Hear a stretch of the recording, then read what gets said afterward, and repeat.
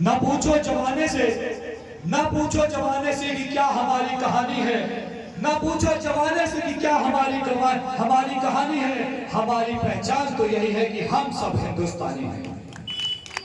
सर्वप्रथम मैं अपने परम पूज्य बाबा स्वर्गीय श्री किशोरी लाल शुक्ला जी को याद करना चाहूंगा, जिनके आशीर्वाद से मैं यहाँ पर आप सबके सम्मुख उपस्थित हुआ हूँ, और उन्हीं के आशीर्वाद की कृपा कह लीजिए जिससे हम सब यहाँ उपस्थित हुए हैं। इस ग्रामीण क्षेत्र में लोगों ने विद्यालय जरूर खोले, लेकिन लोगों ने हाईवे से खोला या शहरी क्षेत्रों में खोला, लेकिन ऐसी जगह पर विद्यालय खोलना इस बात को प्रकट करता है कि उनका इस क्षेत्र की जनता से क्या लगाव था। इस क्षेत्र में शिक्षा की आंख को जगाना चाहते थे। उन्होंने 4 विद्यालय खोले जो कि 4 दिशाओं थे।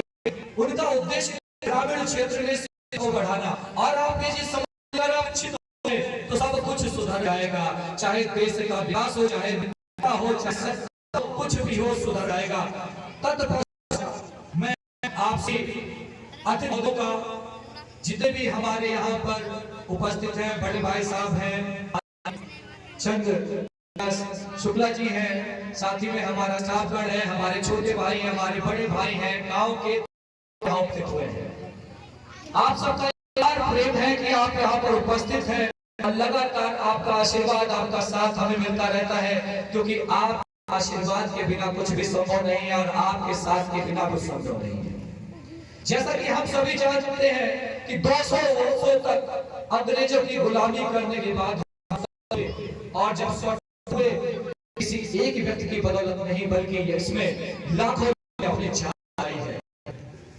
बहुत से ऐसे बलिदानी हुए जिन्हें हम समय समय पर नमन करते रहते हैं, और जिसके बलिदान को हम कभी भूल नहीं सकते। न सरकार मेरी है, न रौब मेरा है, ना बड़ा सा नाम मेरा है, मुझे तो एक छोटी सी बात का गौरव है, हिंदुस्तान का हूं और हिंदुस्तान मेरा। जब बात शहीदों की है, बहुत से ऐसे शहीद हुए जिस उम्र में हम लोग घूमते फिरते नजर आते हैं, इधर उधर मस्ती करते नजर आते हैं। ऐसी उम्र में बहुत से ऐसे शहीद हुए जो हंसते सूली चढ़ जाते हैं।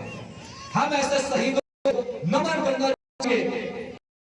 भारत माता की जय हम सब कहते हैं, भारत की जय हम सब कहते हैं, वीर जवानों को हम सभी नमन करते हैं, उस शहीदों की कुर्बानी को सलाम करते हैं, जो हमें अमन और चैन, जो हमें अमन और चैन का जीवन देते हैं। और अगर कभी मौका आया, कभी ऐसा होता है जब देश में संकट उत्पन्न हो जाए, तो देश में संविधान ये कहता है हमें भी देश सेवा में आगे आने का अवसर, हमें बढ़ चढ़ कर हिस्सा लेना चाहिए। मैं कहना चाहूंगा, अगर यह अवसर मुझे कुछ लाइनों के माध्यम से कहना चाहूंगा कि भूल से अगर इस चमन काम आए, खून से अगर इस चमन के काम आए, काश मेरा लहू भी मेरे वतन के काम आए। न जाने कौन कौन सी हो हमारी, ये तन मन धन फिर वतन के काम आए। बात करते हैं, हम लोग आजादी मना रहे हैं। बहुत लोग यहाँ पर जो छोटे बच्चे हो आजादी का तरीके से मतलब भी नहीं समझते हैं। आज तो हम 15 अगस्त 1947 को सरकारें आई, लेकिन आज भी हम आजाद नहीं है, क्योंकि हम कहीं न कहीं भ्रष्टाचार में गुलाम रह गए हैं। तो हम स्वतंत्र कब होंगे, हम पूर्ण रूप से स्वतंत्र कब होंगे, इस भ्रष्टाचार को मिटाएंगे। भ्रष्टाचार को नेता या अधिकारी का भ्रष्टाचार हम स्वयं करते हैं, क्योंकि उसका हिस्सा बनने के हम स्वयं खुद को तैयार रखें। आप स्वयं लाइन में लगना चाहते, आप 205 पैसे करना कारण चाहते हैं, आप 25 पैसा पाना चाहते हैं, इसलिए हम भ्रष्टाचार को जन्म देने वाले भी हम और आप। बात करें शिक्षा की, तो शिक्षा सोच लीजिए कि हमारा देश जो कि कृषि प्रधान देश था, आज कृषि प्रधान देश नहीं रहा, लेकिन उसके बाद भी शिक्षा का स्तर एक तरफ रजिस्ट्रों में शिक्षा स्तर बढ़ता है, लेकिन अभी भी हमारे क्षेत्र में अशिक्षा फैली हुई है। लोगों को घर तक जाना है कि अपने उसको स्कूल जाए और शिक्षित करें। लोग कहते हैं पैसा नहीं, वो कहते हैं पैसा नहीं हमारे इतनी। आप सोचें कि आप एक दिन की मजदूरी 250 रुपए और आपके बच्चे की 1 से 8 तक की सरकार व्यवस्था निःशुल्क है, और आज भी से तो कुछ ज्यादा भी नहीं है, आराम से शिक्षित कर सकते हैं। क्योंकि अगर आप आज भी को शिक्षित नहीं तो कल जाकर इसका दोष वही आपको देना है। मांगते हैं एकता की। हमारे देश में आप देख रहे हैं कि एकता का हम लोग लड़ रहे हैं, एक नहीं है, हिंदू मुस्लिम लड़ रहे हैं। तो सब हमें ध्यान है कि हम क्यों लड़ना चाहिए। क्या भाई हम पाकिस्तान लड़ रहे हैं तो जम्मू कश्मीर को उसने रखा है, हम भाई एकता से चाहिए कहना। हम इस दुनिया में ये मंजर क्यों है, कहीं तो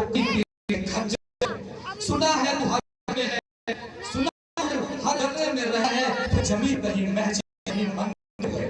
जब रहने के हर तेरे दुश्मन के हर किसी बदनसीब को के वर्तमान समय में बांग्लादेश मुद्दा कई लोगों ने सुना होगा। जब बांग्लादेश आपने देखा होगा कि बांग्लादेश में क्या है, वहां देश के प्रधानमंत्री को भी देश से भगाने का काम किया। और जहां पर हम एकता की बात करते हैं और जब वहां की प्रधानमंत्री हमारे देश में आती है तो उस समय हम जाति को महत्व देते हैं। मुस्लिम है दी गई, बल्कि संविधान पढ़ा होगा, संविधान की बात करने वाले हजारों हैं कि संविधान का उल्लंघन है, लेकिन संविधान भी जिसको ना पता हो संविधान की शांति सुरक्षा की बात की गई।